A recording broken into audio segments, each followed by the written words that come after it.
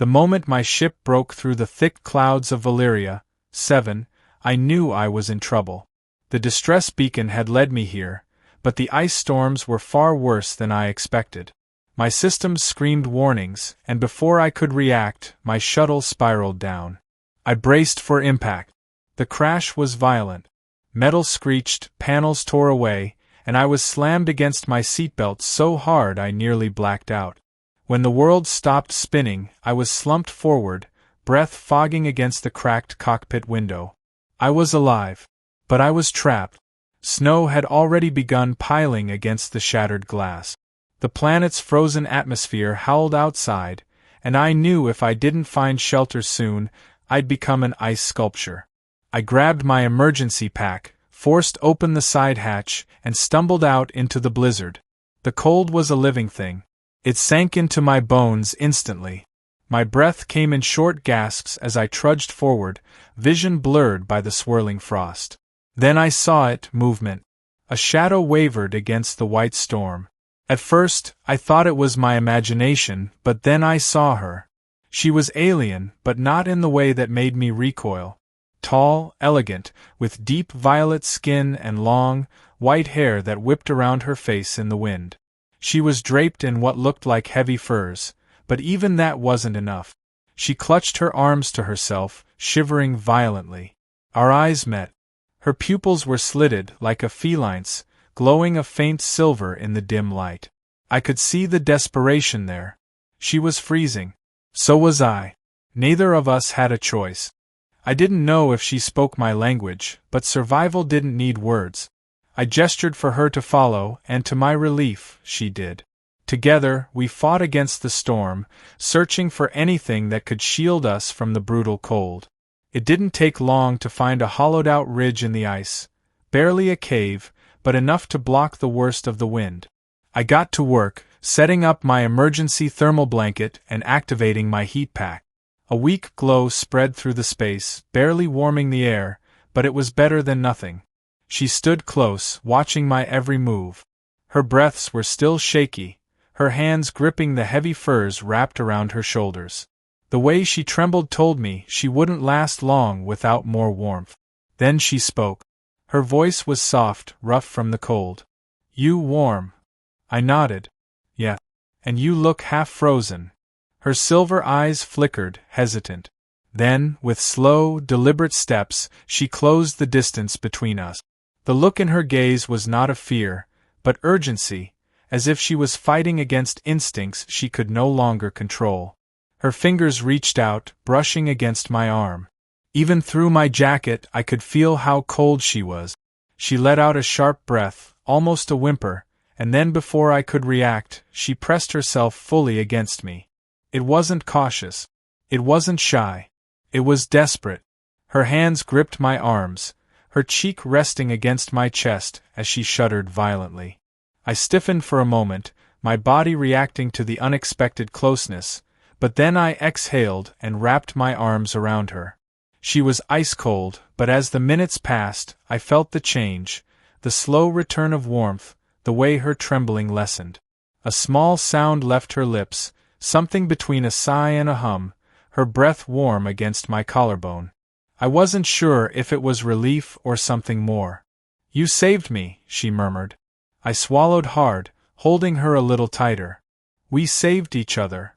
The blizzard raged outside, but inside our tiny shelter, the world had shrunk to just the two of us. She had told me her name, Nea. Her people had crashed here long ago, their ship buried beneath the ice. She was the last of her crew, the only survivor. I didn't ask how long she had been alone. The way she clung to me, the way her fingers gripped my sleeve as if afraid I'd vanish, told me everything I needed to know. I told her my name, and when she whispered it, something stirred deep in my chest. We stayed close. The cold forced us together, but it wasn't just survival anymore. Her body had warmed against mine, her shivers fading, but she didn't move away. Neither did I. She watched me like she was studying something unfamiliar, something fascinating. Her silver eyes traced my face, my hands, the rise and fall of my breath. "Human bodies," she murmured, voice soft. So much heat. I chuckled. Yeah. Comes in handy. Her head tilted slightly, curiosity flickering in her expression. Then, before I could react, she pressed a palm against my chest, right over my heart. A sharp breath caught in my throat. Her fingers were warm now, her touch lingering. I wasn't sure if she was testing my warmth or something else. The way she stared, her lips parted slightly, told me this was more than curiosity. Strange, she murmured. But good. I couldn't move. Couldn't think. The way she touched me wasn't just about warmth anymore. It was something deeper. Her fingertips slid lightly over my skin, tracing the shape of my collarbone, lingering at the base of my throat. The air between us shifted. She lifted her gaze to mine, searching. You like this? I swallowed. My heart pounded against her palm. I think you already know the answer. A small, knowing smile curved her lips. Then she leaned in, pressing her body fully against mine. The ice outside couldn't reach us anymore. The storm had passed, but neither of us moved. The fire between us was no longer just about survival. Something had changed in the space of those quiet moments, something neither of us could ignore. Nea's fingers traced slow, thoughtful patterns along my arm. She had warmed completely now, her violet skin flushed with new heat. But she still didn't pull away. You are different from my kind, she murmured. But I feel drawn to you. I exhaled, brushing a stray lock of her white hair from her face. I feel the same way. Her silver eyes flickered, searching mine as if trying to understand something deeper, something unspoken. Then, hesitantly, she reached up and pressed her palm against my cheek. Her touch was gentle now, not desperate like before, but filled with something else. Something that sent warmth curling through my chest. You saved me, she whispered. I shook my head. We saved each other. She hesitated for only a second before leaning in. Her lips brushed against mine, light as the first snowfall, but electric in a way that sent shivers down my spine. It wasn't cold this time. It was something else. Something that burned. She let out a quiet sound against my lips, something soft, something real. Her fingers curled against my skin, and suddenly, it didn't matter that we were stranded on a frozen world, that our futures were uncertain. In this moment, here in this small cave of ice, nothing else existed but us. When she pulled back, her breath mingled with mine, warm and close.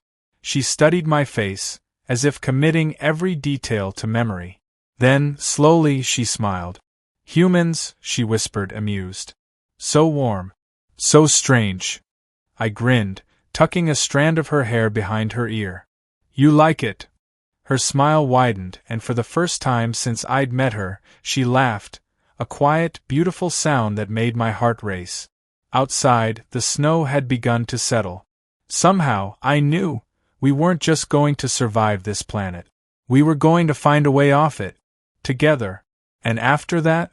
Well, I had a feeling this was only the beginning.